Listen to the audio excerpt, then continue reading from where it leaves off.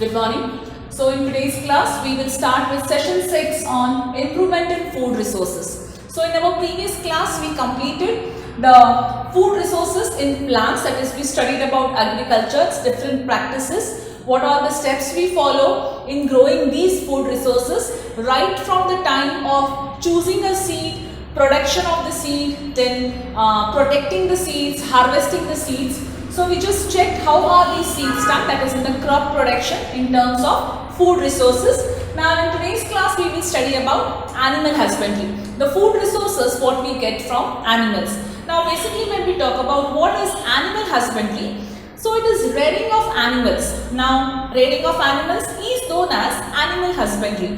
What type of animals we rear? We do cattle farming, poultry farming, fish production or beekeeping. We also call that as a apiculture. So let us first understand the definition of animal husbandry. It is the animal husbandry is the scientific management of domestic animal in an efficient manner to obtain food and other useful product from them. So it is a scientific management of rearing domestic animals. We are not rearing wild animals here. We do rear domestic animals in an efficient manner. It is not just how you raise a pet at your home. Yeah, of course, in that manner only. But we are not raising one dog or one cat at home. We are raising thousands of many animals. Why? In process to obtain the food and other useful resources from them, right? So in an efficient manner also counts which type you are doing it, what is the necessary care taken. See, as in when we talk about crops, we understood what is a seed, what is a variety of seed, what are the steps to be taken during production, what are the steps to be taken for fertilizers, pesticides, so that plants also do get affected by biotic and abiotic resistance. So here also we should know the efficient manner, what is a food type of a particular animal. It is not that what we eat, we serve it for animals. No, a different food habit, how much amount of micronutrients, macronutrients are required for different types of animal. That's to be studied in detail. So, in an efficient manner to obtain food and other useful products from them. This is the typical definition of an animal husbandry. So, under animal husbandry, we will be studying about these different types of rearing. But in today's first, let us understand each one of them. Let us first start with cattle farming.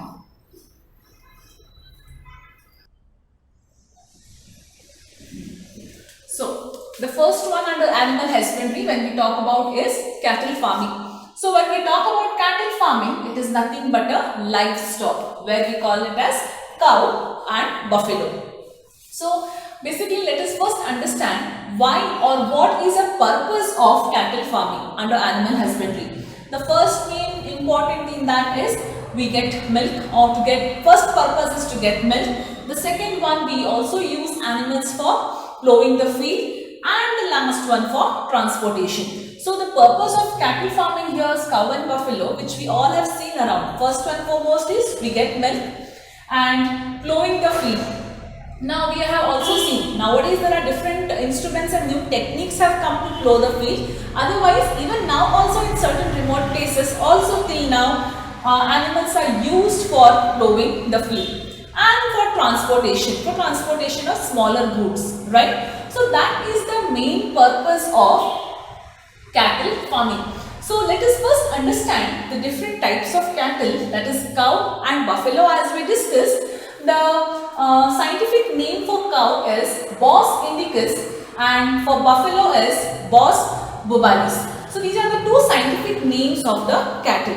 Now what are the different types of animals in this? Now when we told that the purpose of cattle farming is for getting milk and is for plowing field as well as for transportation, which type of animals are included in getting milk and plowing the field? We term them as milch animals, and the second one is draught animals. So what are milch animals? Milch animals are the animals which gives milk. So So these are associated with female cows, what we talk about, or a female buffalo when we talk about. The animals which produce milk, which gives us milk, are termed as milch animals. The mostly female cows or female buffaloes or female animals, we term them under milch animals. Draught animals, when we talk about the animals which do not give us milk, those are nothing but male. Then where are these animals used for? These animals are generally used for plowing the field and transportation. So here milch animals in getting milk, plowing and transportation are known as draught animals which do not give milk. Now we also discuss about further more things, but before that let us first understand. Now we discussed about hybridization, crossbreeding of different seeds of a flower to get a better yield, right? So here also we have two different types of breed or two different types of cattle breed. They are, I'll just clear this one part. So we can see that breeds of cattle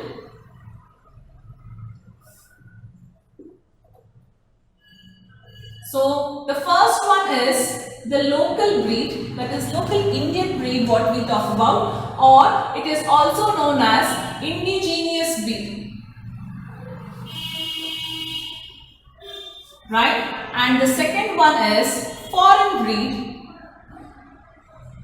or it is also known as exotic breed, right? We have two different breeds of cattle. Local or indigenous breed, foreign or exotic breed. Now what do you mean? What are the characteristic features in indigenous and exotic when we talk about? Indigenous are disease resistant. Now what do you mean by disease resistance? We always say that we Indians are disease resistant. We can bear any type of disease. We are adjustable to any type of environment easily, right? So similarly in animals, indigenous breed, when we talk about local breed, they are disease resistant. They do not catch any diseases easily. They have a good immune system, what you can say. Now when we talk about exotic breed, that is foreign breed, they have a good lactation period. That means, what do you mean by a lactation period? Now if I have to define a lactation period, we can define that as the period of milk production, the period of milk production between the birth of a young one and the next pregnancy is called as a lactation period. So the milk giving or the lactation period is too high in the exotic breed. So what if we crossbreed the indigenous, that is local and exotic breed? We get a type of a breed where the cow or a buffalo, a cattle, has good disease resistant as well as good lactation period, right? So that is why crossbreed of animals, that is between local and foreign, is done to get a better yield of milk as well as they are disease resistant. Now which are the different types of indigenous breed or local breed? We can talk about, there are two. First is Sahiwal and the second is Red Sindhi, right? And when we talk about foreign or exotic breed, we have Jersey and Brown Swiss. There are different still animals here. We have only listed these two. So these are the different breeds of cattle. Now when we talk about this cattle, apart from this, we need to also take care of the cattle. Now why should we take care of the cattle? In all the ways, to give milk, to produce good milk, for even though if the cattle is not if it is disease resistant or if it catches diseases, you can't use the cattle nor for plowing the field nor for transportation. So good care has to be taken. Now how can we take a good care of a cattle? Good, give them a good shelter. Now you can't just leave the cattle in the open space, right? Give them a good ventilated shelter, right? A sheltered roof, what you can say, which will protect them from rain, sun, heat, cold, etc. The second thing is, you have to brush the skin of the cattle regularly. Now brushing the skin is nothing but cleaning the cattle regularly. Now why do we have to clean the cattle or brush the skin especially of the cattle regularly? Because there are some parasites. Now what are parasites? They are the which live on the host body sometimes, right? Example, flea, ticks, etc. So those will feed on the cow, or those will be on the skins of the cow. So what will happen? They will start sucking the blood and start making them weak. Regularly brushing and cleaning will keep them clean and healthy. And the next is, how about the flooring system? The floor of the shelter, or the cow shed, or the cattle shed should be in the sloping form to avoid the water logging in the shed. So these are the different methods or steps what we take to take care of the cattle. Now, they also have to be given enough and good nutrient food, right? What type of food they consume? They consume food which consists of roughage, concentrates and micronutrients. So when we talk about roughages is nothing but fibers. Give them the food which contains lot of fibers. They are fodder crops actually, what we get. We discussed about fodder crops, right, in the previous part. So roughages, give them lots and lots of roughages which contain more and more of fibers. Concentrates is nothing but proteins. Give them a good protein diet, the food what you are giving. Micronutrients. We all know that micronutrients are nothing but vitamins and minerals. Provide them with the good micronutrients so that they can give the yield of the milk is very good. So take care of the cattle by giving them a good proper nutritional diet, what I can say. The last is in this, diseases. Yes, animals also bear diseases. So what best we can do? Though they are disease resistant, that means it is not that they can never catch any diseases. The diseases can be externally, internally, etc. Now we can talk about parasites. Now when we spoke about parasites, there can be internal parasites and external parasites. Now external parasites, when we talk about, they feed on them and they suck blood from them. Right? These parasites sometimes also causes skin irritation and skin allergy to them. Internal parasites like liver fluke or liver worms, they cause intestinal disorders in animals also. And when we talk about viruses, bacteria, yes, these also catch virus and bacterial diseases which can also be spread from one cattle to another. So that what happens when they catch certain diseases, the production of the milk is reduced. It can also, if not treated on time, it can also cause to death. So they do have regular vaccines and medications also. We are not discussing about their vaccines and medication, but this is about cattle rearing, where we understood about different breeds of cattle, types of cattle, what is the purpose of cattle farming, different types of animals which we term them as milch and draught, types of breed we understood, local or indigenous, foreign or exotic, then how to take care of the cattle, food what we have to provide for the cattle, and diseases which can be for the cattle. So the next we'll discuss now about fish farming or fish production.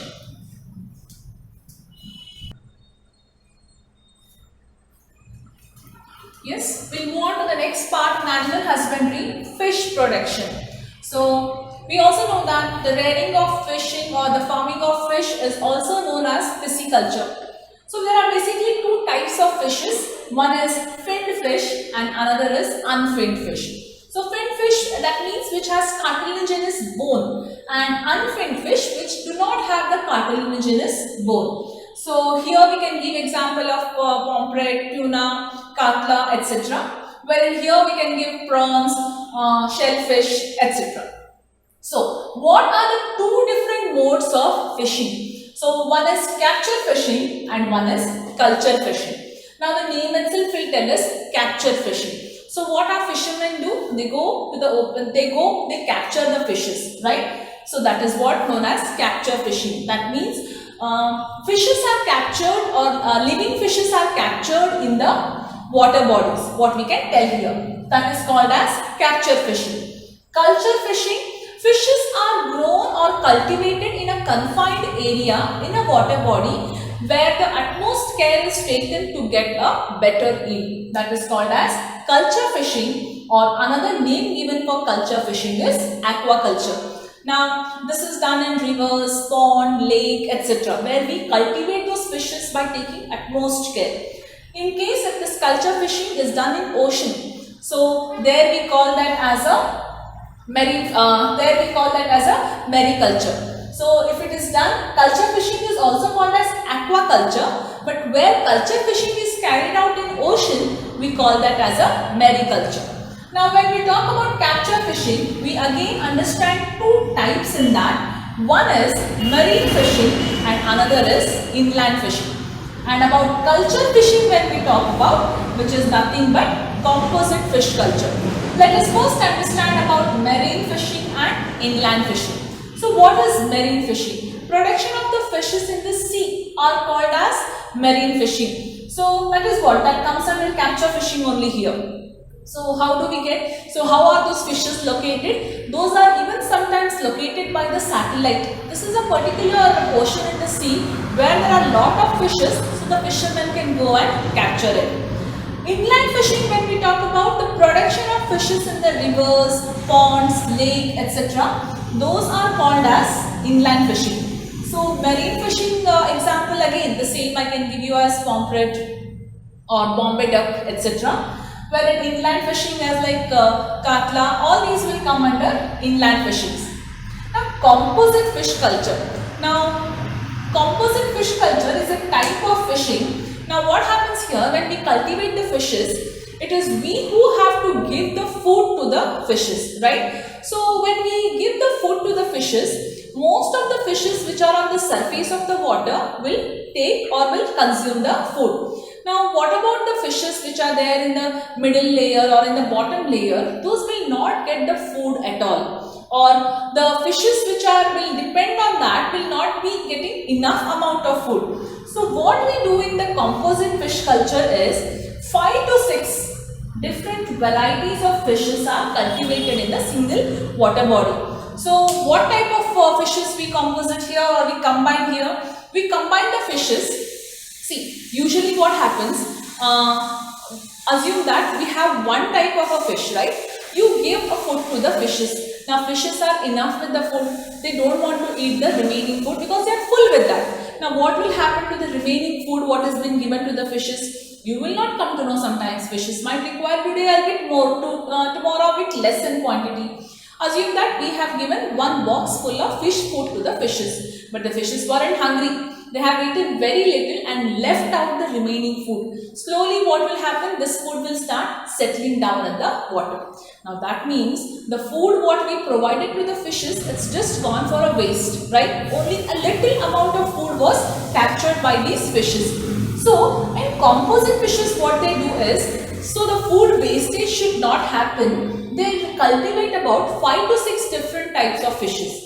The fishes which will stay on the surface, the fishes which will stay in the middle, and the fishes which will stay in the bottom layer of the water bodies.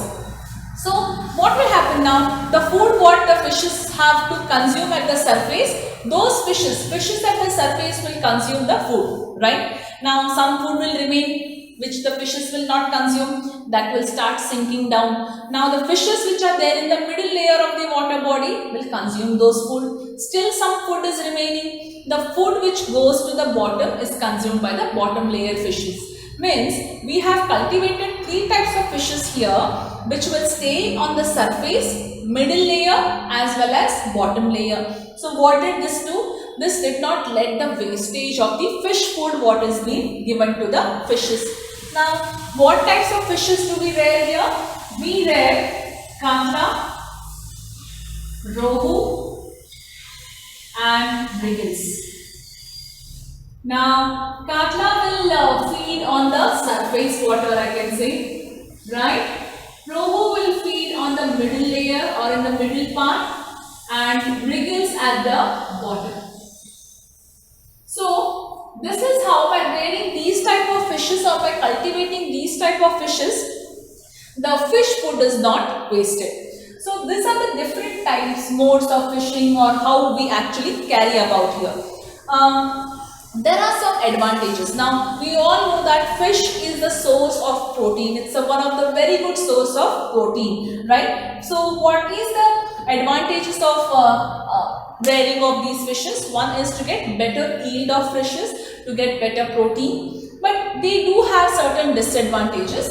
I'm not talking about capture fishing here because that is done in the sea, in the large scale. But when it comes to the culture fishing, composite, all these things, they do have some disadvantages. Now what disadvantages is, during winter or during monsoon, most of the fishes start breeding. Now since they start breeding, enough and more space, food will not be properly available sometimes to these fishes. So what they do is, they do certain hormonal stimulation to the fish culture here. Now what do you mean by hormonal stimulation? We don't study in your syllabus, but the only thing what you should know here about hormonal stimulus is, a good variety of fish seed is used, a good quality of fish seed is used, so that a better yield is produced from that particular fish.